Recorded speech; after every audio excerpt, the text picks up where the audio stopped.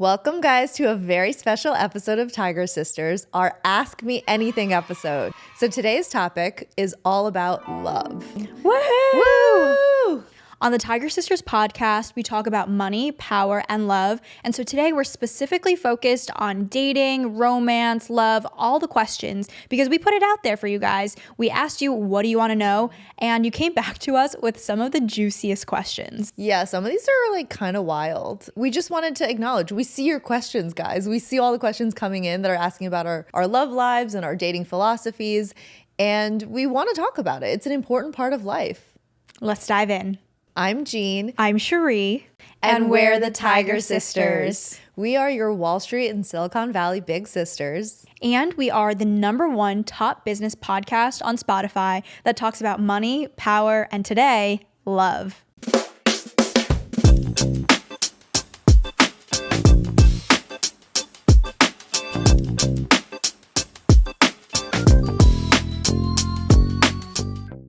Okay, let's start with the first question. This one is really funny.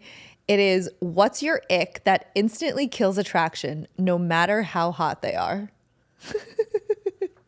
I'm just going to put it out there. I don't quite know how to phrase it to make it more palatable, but this is my ick. I've dated some people who are handsome and good looking, but my ick is when a guy knows that they're handsome and good looking. Oh.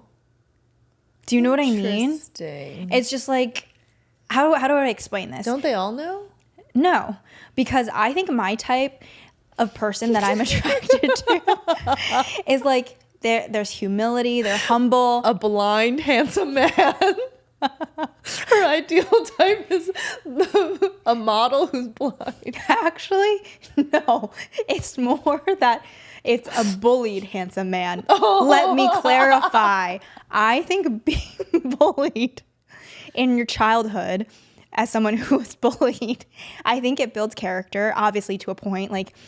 But I think if you were like a little bit nerdy as a kid. Yeah. If you were a little bit nerdy as a kid, it builds character. Also, like deep inside, you are a nerd, you have interests, and then you end up working on yourself and you end up going to the gym like a superhero story kind of in a way. Okay. And you don't realize that you're hot, but obviously the guy is hot. Like that's my type. She wants a hot man with a villain origin story. No, with a superhero origin story, you know? Because I've dated guys in the past who are just, sounds a little bit harsh, but like self-absorbed. Yeah. I just put the word out there. They're self-absorbed. They know they look good. They know they look good. They love their abs. I love their abs, but we can't both love your abs. Like they have to they have to be humble about it. Okay. So that's an ick. I'm just like, oh, I know you're good looking, but if you know you're good looking, I don't know. It's just, it's a turn off. Like, I think women can think they're hot shit, but I don't like it when guys think they're hot shit. I had a more direct answer. Okay, what is your ick? I was going to say, okay, I got the ick once when this guy I was seeing wore slides. Oh. Like Nike slides? No. Like athletic slides? Like foam sandal slides. Was this a guy that you dated recently? Maybe. I think I saw those slides, and I was embarrassed for you. I got the ick as well.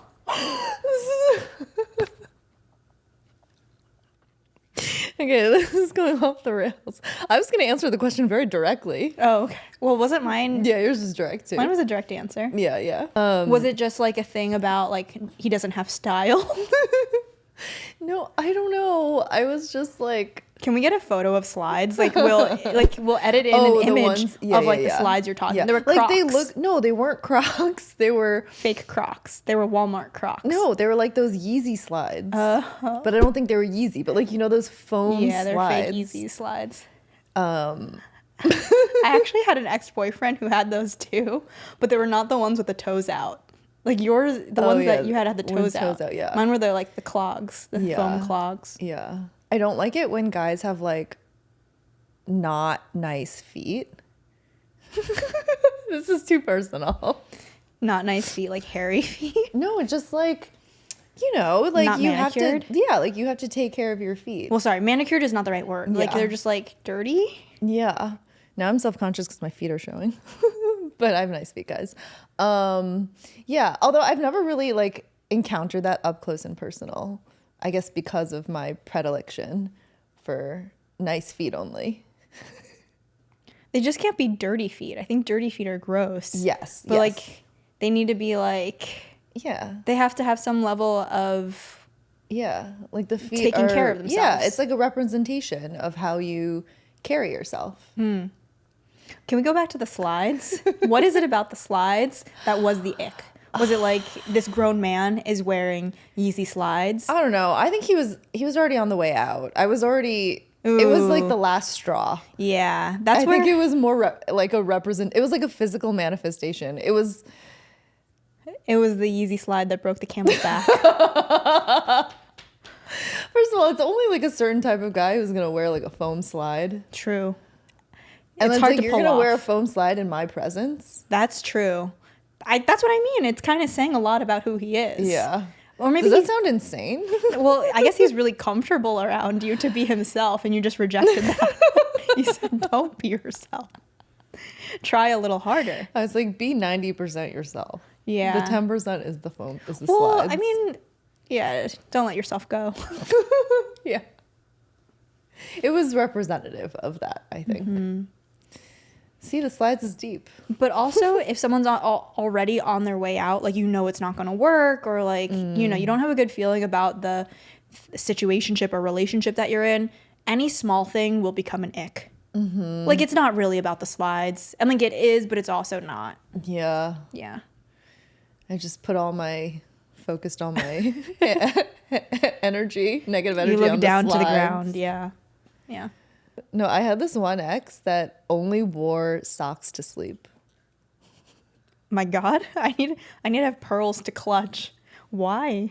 And they were specific socks. They were like middies, you know, like the socks that like go up to here that like lacrosse players and like soccer players wear or whatever. But he had really nice feet. But he would hide them with his socks. Yeah. Why would he wear them to bed? To like moisturize his feet? No, because I don't know. He just like felt, a comfort? He felt comfortable that way. But I've never experienced that before. But see, that wasn't an ick. That could have been an ick. No, when you know like, what I mean? when you like someone, Yes. There's no icks. You don't get icked out. Right. When you don't actually like someone, anything and everything is an ick. But like me, like telling that to you guys now, or telling you like, oh, he used to wear socks to sleep. Like you would think that would be an ick, but I was like, oh, that's kind of like cute. That's so true. Right? Ick is just a mindset. If you like someone, anything they do. It magnifies. Yes, it magnifies how you Anything feel they about do. something. Yeah. Yes, exactly. Wow. I also thought of, now that we're on the topic of feet and socks. This is like a case study. It's like the socks to sleep versus the slides. True. This is True. And they're both feet related. Oddly. Okay, listen to this, guys. I don't know how else to say it, and I think people are going to come for me. It's also about feet and socks. I do not like it when men wear those tiny, tiny socks. Oh my God, same. I hate them. Ew. It's so gross. I think it is so gross. And someone I'm dating actually wears them, but I don't even get the ick. Like anyone else who does it is gross, but then when he does it, it's only a little bit gross. When are you going to tell him? Oh, that's a good question. Next time I see him. I don't know. It's something Before this podcast comes out? It's something about the tiny sock. I hate the tiny sock. I hate the tiny sock. I hate the tiny sock. Because I don't even do the tiny sock. No. I don't think women do the tiny sock. Or the women who do are like 65 and older. And so that's my association with a tiny sock. And then it's like cute. Yeah, when it's an you're old like lady. A little old lady. Yeah, with a tiny sock. With like a sheer little tiny sock. But if like cute. a man is wearing like loafers or something and the tiny sock comes out, I guess you can have the tiny sock on, just don't let me see it. I don't want to see the tiny sock. I don't know. How come you don't like the tiny sock? They're weird. They grip the foot too tightly. And they're too thin. And they like are a weird, they make the foot, That's what I mean. they make the foot look really weird. I know. Like it contours I know. the foot in a weird That's way. what I'm saying. It grips the foot too tightly for a man. I don't want to see the shapeliness of your foot in a tiny sock. You can see like every toe. I don't want to see your cleavage, your toe cleavage in a tiny sock. So, next question. as she's dying from laughter. She's literally crying, guys. All right, on to the next question. The next question is, what is the pettiest reason you've refused a second date? I have one. So this She's was, like, petty, hold my drink. yeah, seriously. I went on a date last year. It was a first date with this guy, and I thought it was going to be really good because we had a lot of similar hobbies and interests. Yeah. He's like very sporty. We ended up talking about skiing, which is one of my favorite hobbies. Gina and I love skiing. We've, done it with our family friends, and we do it growing up. And I do it every year. I have like a group trip with my friends, and we go skiing. Love skiing. But the thing is, it came out that... This episode brought to you by skiing. That'd be great. Brought to you by Icon Pass. But it came out in conversation with this guy that, like, if it's a really good snow day, follow me here, if it's a really good snow day, he is going to ditch the group or ditch the person that he's with to go chase the snow or like have a really good time by himself. Which, to me, it was just a really red flag because I've skied with people like that, and they're just not really team players. I know it doesn't sound like a big deal, but, like, there's an abundant amount of this is abundance mindset. Like, you can have many, many good ski days, but if you're with your friends, you want to stick with the group, you want to hang out. It's like if you've ever gone on a hike with anyone and they like speed ahead and you're like, hello, there's like a group of people here, we're all hanging out and having a good time, but the person who needs to speed ahead is like trying to get a workout in. It's just weird to me that it's not like selfish. It's selfish. They're putting their like workout / POW day ahead of being with the group. The point is to bond. Yeah. Being with people, or like even being with me. Like, I don't want to be ditched. And like, I don't know, I've felt pressure before with one of my exes too. Maybe it was kind of triggering where like he wanted to have a really good ski day, but I'm like, I thought we were here doing this together. And so it just kind of brought me back to that. And I was like, I cannot be with someone who is a selfish skier. And that also translates to other parts. Other parts of the relationship too. If he can't even ski with you, how's he going to be your baby daddy? Oh. That's where my mindset is nowadays. I mean, kind of. If he's going to leave you behind on the mountain to enjoy something else for himself, like, will he be the person to like wake up in the middle of the night and care for a crying baby? Yeah, he's going to leave you behind and go on a golf trip while you're stuck at home changing diapers. So, is it a petty reason? I don't know. I think it was indicative to me as like a larger thing, especially because I brought it up on the date. It was a first date. Yeah. I don't know this person. I'm going to bring things up. I'm like, I don't care. So I brought it up, and he was just like kind of defensive about it. So I don't know. It just didn't bode well. So there was no second date there. Well, he's probably out there just skiing by himself alone right now. Probably, and enjoying himself as he should without me. Go off, King. Go off the mountain, King. Go off piste, King. Go off piste, exactly. That was good. Thanks. Okay, so what is the pettiest reason that you refused a second date? This is stupid and we'll cut it out. But I went on a first date, and it was like, I thought there was going to be food there, but there wasn't food. And it was just drinks, and the kitchen had just closed. So then I was like, oh, but I'm like hungry. Like, what should we do? And then I had to basically like solve this food problem for myself. Food scarcity. Yeah. So then I had to go to this like side area where they had like chips. And then I went and like bought myself chips and then brought it back to our date. Yeah, that's weird. That's weird. I'm getting the ick for you. Like, I was like, hello? Like, you asked me on this date and I'm hungry. Like, why aren't you... This is your problem. Yeah. This is like, you should be solving this. Yeah. Like, how could you think that I would be at all impressed or like interested in seeing you again if you cannot even feed me on this date that you asked me out on? Can I have some nuts, please? Some nuts and chips. Yeah. Well, also, I think the thing is, it's like not a hard problem to solve. Like, he can pull out his Google Maps, be like, do you want tacos? We can go next door. Or Yeah. It's also an indicator of like kind of being like taken care of in a way. Right. In a very, very small way. And if you can't show that on a date. Well, I'm just like, hello? Like, do you know how to do anything? Is that so mean? No, I have the same reaction. Yeah. So maybe we're both mean. I don't know. But then also you go on dates with guys who can do things and who do things. And you're like, this is very attractive. It's very attractive. Yeah. This is amazing. And I'm like, thank you for problem solving. And like, I never have to take out my Google Maps and I never have to look up like the restaurant that we go to because you proposed 3 things. And I was like, this is fabulous. Oh yeah. An ick is when you have to bust out Google Maps on a date. What? I said an ick is when you have to bust out Google Maps on a date on your phone. I don't do that anymore. No, yeah. I'm like, why? I'm not. Well, also That's not what I'm here for. It's not my job here.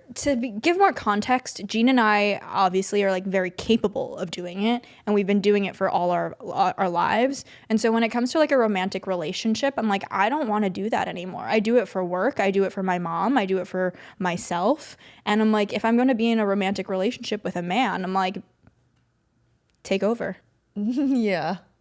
I don't need to be looking up directions. I don't. Or places to eat. Yeah. This episode of Tiger Sisters is brought to you by Square. It's the product that we and our founder friends trust every day, from running our own startups to buying groceries at the farmer's market using Tap to Pay. Yeah, because Square is great for selling. We run our own matcha brand called Sisters Matcha, and we've grown from local pop-ups to shipping across the country. And Square has been with us the whole way. It's so easy. You can set up an online store in just a few clicks. And everything from payments to inventory lives in one place. It's also flexible, whether testing new products, tracking what's selling, or managing new orders. Square keeps it simple. The reporting tools help you see what's working and where to focus. So if you're building your own brand, like a small business, a side hustle, or an online shop, Square grows with you. Get everything you need to run and grow your own business without any long-term commitments. Right now, you can get up to $200 off Square hardware when you sign up at square.com/go/tigersisters. That's SQUARE.com/go/tigersisters. Run your business smarter with Square. Get started today. Okay, so just to be clear, we don't hate men. We're not man haters. We actually love men. We do? Yeah. I think this is a good segue to the next question. Yeah. Which is, what's the most romantic thing someone ever did for you? I am an acts of service girly. That's one of my love languages. I like receiving acts of service as a way to receive love. And so one of the guys that I dated last year when I was really sick, he worked in finance and has a very demanding schedule. And despite that, he learned how to make chicken soup, which is fine, but he didn't even have a pot. So he moved to LA recently, so he wasn't all set up in his apartment. Excuses. And I also don't. She dates men without pots. I also don't think he cooks, so maybe that's what it is. Like he gets fed by. He orders in.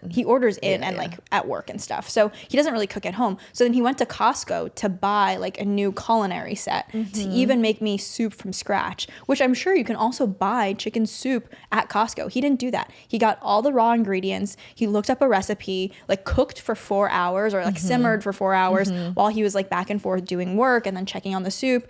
Then he brought it over. But get this, he didn't just bring me chicken soup. He brought me chicken soup.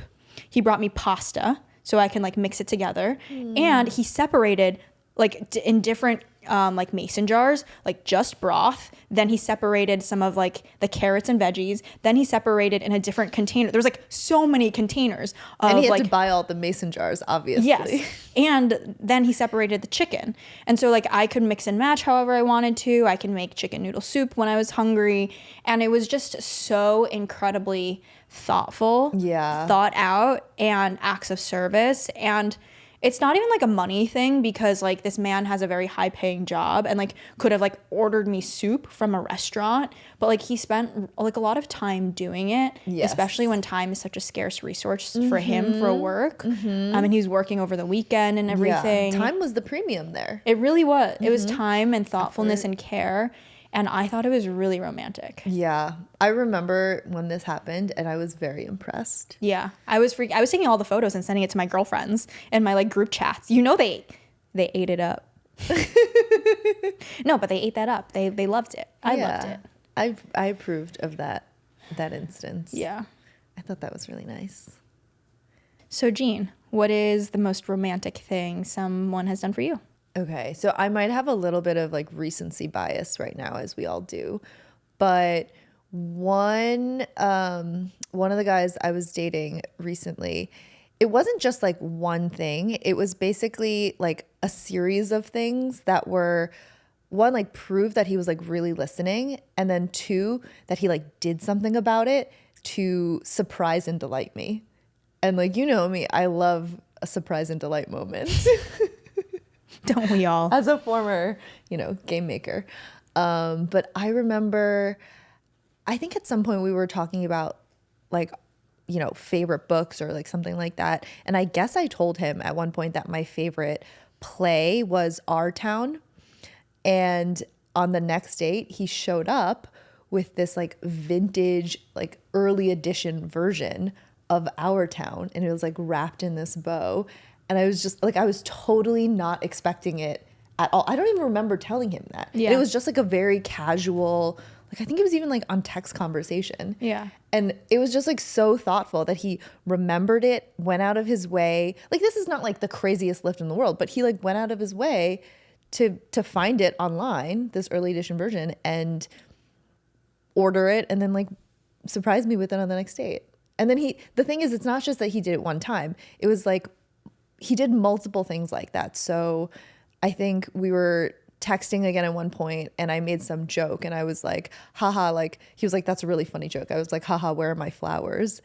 And then the next morning he texted me, he was like, hey, remember when you said, where are my flowers? Like, check the door. And then he had door dashed like a bunch, like a beautiful bouquet to me.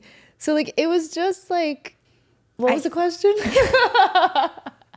Do you want to get back together with him?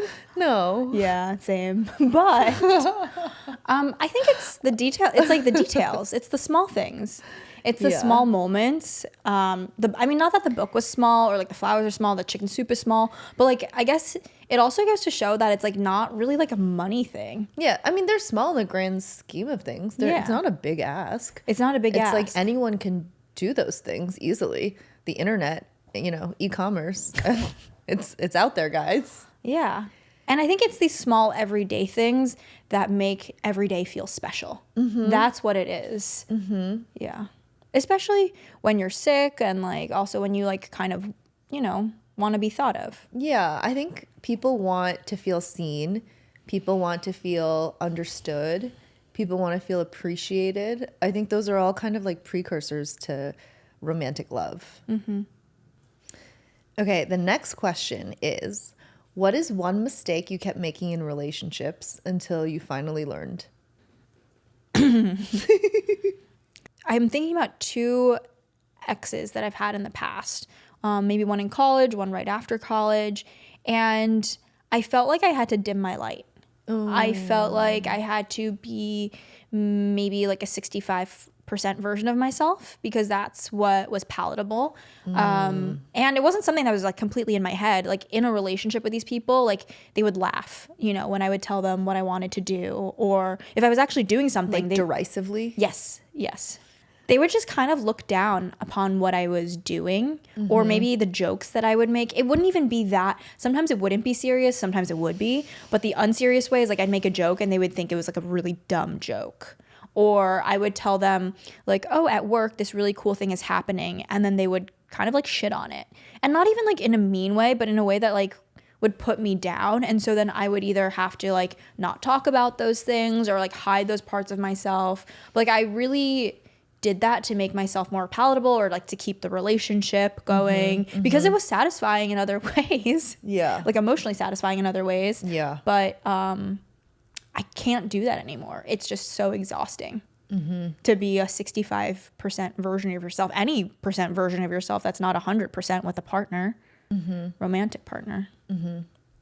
Yeah, because then you just end up slowly turning into a version of yourself that's not even yourself. Yes. And you don't even notice it. And when you kind of, I don't know, I feel like that manifests itself in other ways in your body. Like then you have all this sort of like inflammation and you're like feeling physically unwell and you can't figure out why. Like I think that that's all related, the like mind body sort of axis. Yeah. When you have to repress certain parts of yourself. it's going to come out in other ways. Like your skin will be bad, or your hair will be bad, or Yeah. your face will be puffy or something. I think it's also, it's like a weird, like, effect result type of thing too, because as a result of feeling like you need to be a smaller percent of yourself or a different version of yourself, you are becoming a version that they are accustomed to and that they grow to love that other version of you, but it's not you. So you're just not only hurting yourself, but you're also kind of like duping the other person, which is incredibly unfair to them. Yeah. So like, I don't know, there's like an effect result type of thing, and like it's kind of circular, and like no one really wins at the end of the day. It's a negative flywheel effect. Correct.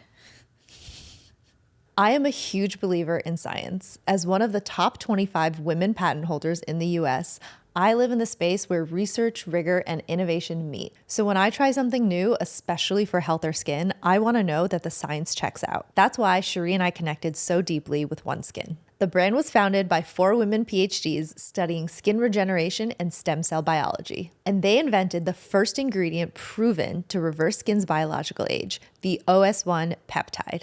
This is one impressive brand. They're backed by published studies, clinical data, and they have multiple patents. I use OneSkin day and night, and honestly, my skin has never looked better. And because it's backed by science, I trust the results. And I trust the fact that OneSkin has earned over 10,000 5-star reviews. So if you want skincare that's also about long-term health, OneSkin is it. It's time to target cellular aging, so we keep our skin acting younger for longer. OneSkin is the world's first skin longevity company. And right now you can try it for 15% off by going to oneskin.co and using the code TigerSisters. That's 15% off at oneskin.co using code TigerSisters. After you purchase, they'll ask you where you heard about them and tell them that the Tiger Sisters sent you. Try OneSkin today. Your future self will thank you. Okay, so our next question is, have you ever ghosted someone for a dumber reason than you'd admit? And I think this is a really interesting topic because we talk about ghosting now. In society, but right. Ghosting is really big. I haven't ghosted in a very long time. It's probably been like, I don't know, like since I've sincerely ghosted someone, like in earnest, like Casper style. It was in college or my early 20s, especially because like when you're on dating apps in your early 20s, then like you don't know me, I don't know you, and there's like no accountability there. And so like you can be talking to someone and then like I don't even accidentally ghost them too. I mean, does that even count as ghosting? Oh, well, okay, so what counts as ghosting then? Like purposefully ignoring someone? Yeah, like if you know them. Yeah. Like if you've been on dates and stuff. Yeah, I tried to ghost this guy in college. It was a guy that I was seeing, and I did not do well with confrontation then, and I wanted to stop seeing him, but he kept texting me. And he was older too. He was like 4 or 5 years older. I thought he would get the idea. But then I was kind of just like shirking him. Oh, shirking? Yeah, and like not really responding to his messages or putting it off. Right. Like it was my version of ghosting, and if I were a bigger person, honestly, and I'm like quite embarrassed by my ghosting, if I were a bigger person then I would have been like, hey, like I'm not really interested in continuing this. Like something like that is like easier to say than I felt. Like I just thought it'd be easier to not say anything. I guess my response is like sometimes you don't know if you want to see them or not. Do you do a lot of ghosting? That sounds like you do a lot of ghosting. I don't know, like sometimes you're just in the mood to chat and sometimes you're not. Is that ghosting? I don't know. A girl can have her moods. God forbid a girl have some moods. Okay, I have to share something. What? So let me know if you think this is ghosting. But it was brought to my attention that I ghosted. Yes, because I was talking to, apparently, I don't even have any recollection of this. I was talking. This is alleged ghosting. Alleged ghosting. Apparently, I was talking to this guy on a dating app, and I like stopped answering for some reason. Like we hadn't even met up. We hadn't gone on a date. Is this ghosting? I don't know. We hadn't gone on a date, but we were talking on a dating app. I don't even remember this. But then maybe like 3 or 4 years later, we're at a group dinner with my friends. Yes. And my friend brings her new boyfriend. The chickens came home to roost my this dinner. My girlfriend brings her new boyfriend, and we're all in a car together, like going to the next bar or whatever. And like later that night, she's like, "Hey, by the way, my new boyfriend said that you guys matched on a dating app and you guys chatted for a bit, but then you stopped answering." And like we were laughing about it. Because and he like remembered me, but like we were like, me and my girlfriend are laughing about it because we're very close. But I'm like, I had no idea. And I was like, and how do you even respond to that? I was like, oh yeah, like we probably matched. He's really cute. Like, did you remember that happening? Did you remember him? No. Oh. Yikes. I mean, I don't remember, but I was just like, oh yeah, we probably matched. He's really cute. I'm like, I'm so happy for you that you're in this new relationship. You're like, he seems great and off the market now. Yeah. But anyways, congratulations. That's Mazel. When ghosting was brought to my attention. Huh. When you just stopped answering in a dating app. I guess for me, my conception of a dating app is that there's no responsibility. Exactly. There's no accountability. There's no. It's like to me, a dating app is like being on the streets. Like if you pass someone on the street and you had like a few exchanges with them, there's no responsibility to continue the conversation unless they've like gotten your phone number or whatnot. Maybe.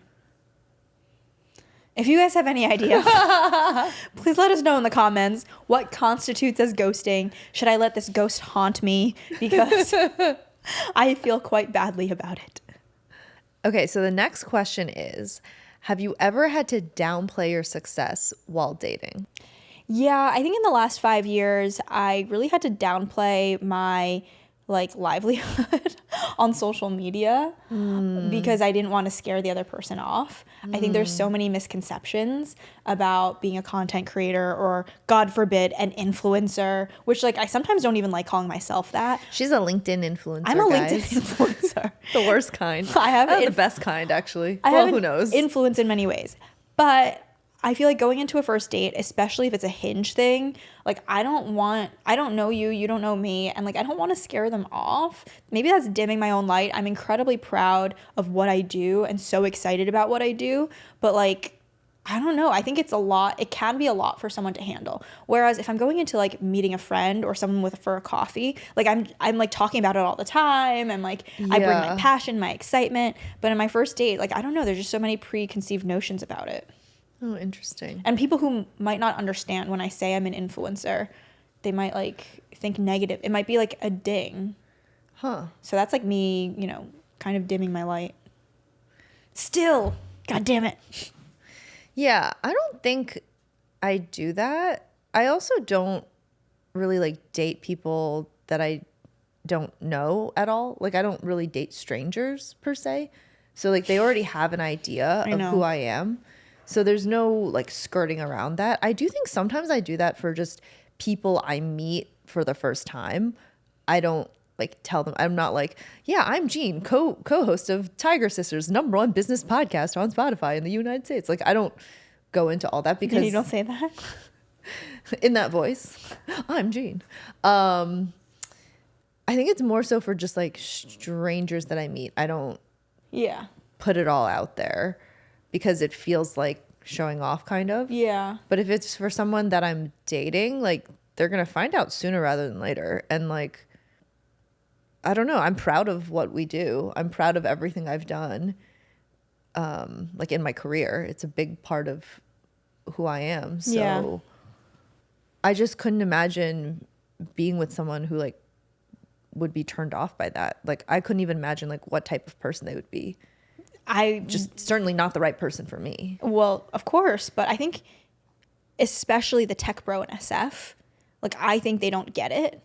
The way that like in LA it's much more common of a profession, especially since you've been here for like 7-8 years. Yeah. Like it's more like normal. But like if I say I'm an influencer in like San Francisco, then I feel super judged. Yeah, true. I've never said I'm an influencer. I mean, I'm not an influencer. You are. I'm a podcast host. Oh. I mean, you're both. But like I'm not an influencer. So I've never presented myself that way. Yeah. I think it can come off unserious. Yeah. Unfortunately. And so, yeah. But then like they lose out. Then they're like narrow-minded. They're provincial. It's I like agree. a good test. I agree. Okay, the next question that we have is it okay to date someone that you work with?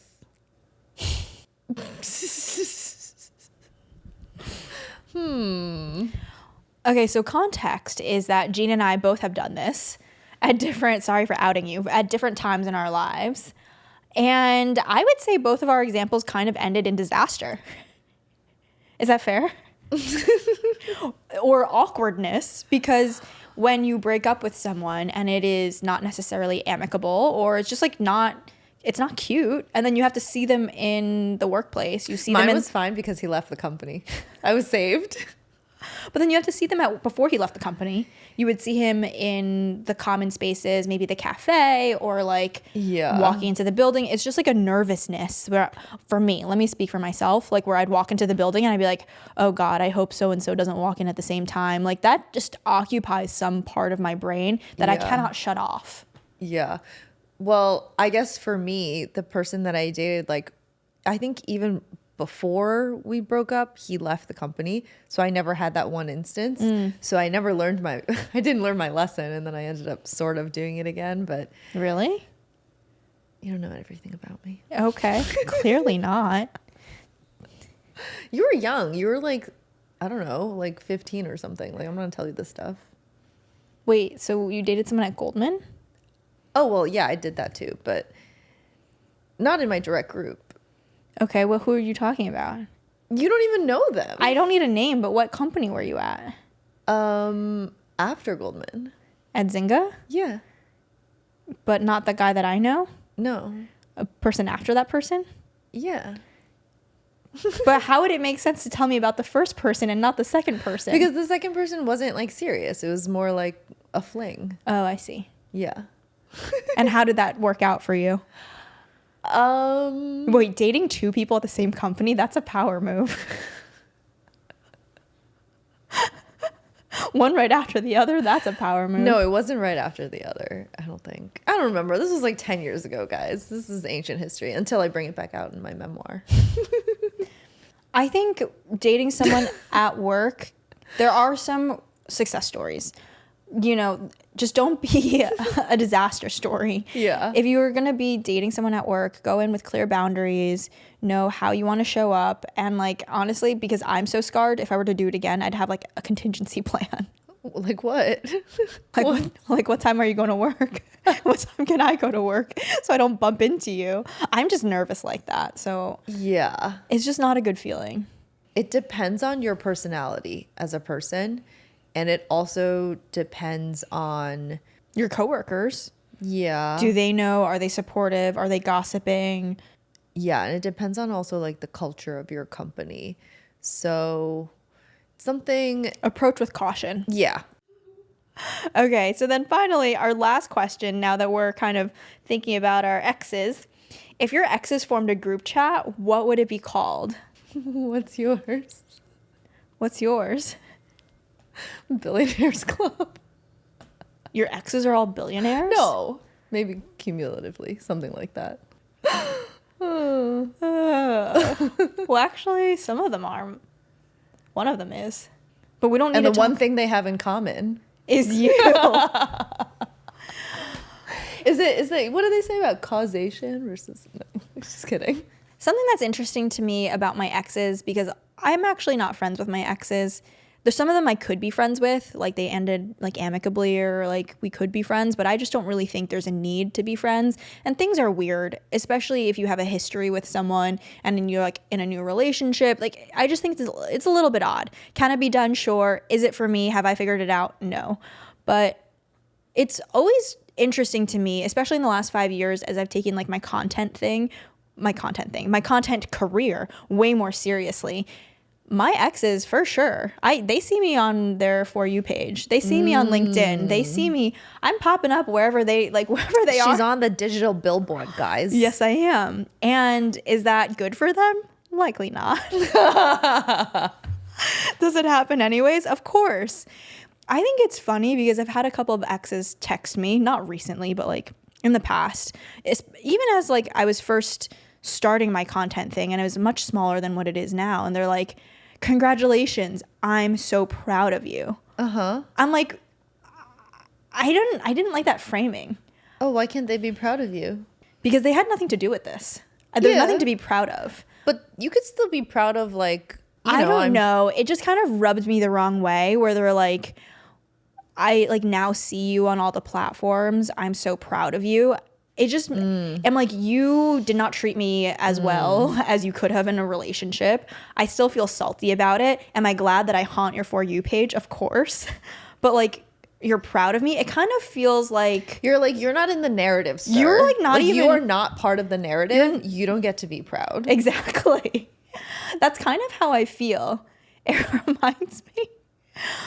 In a hypothetical situation, if like a father abandoned their kids and then wanted to show up to graduation and be like, I'm so proud of you. It's like, you did not contribute to this success, so you have nothing to be proud of in a hypothetical situation.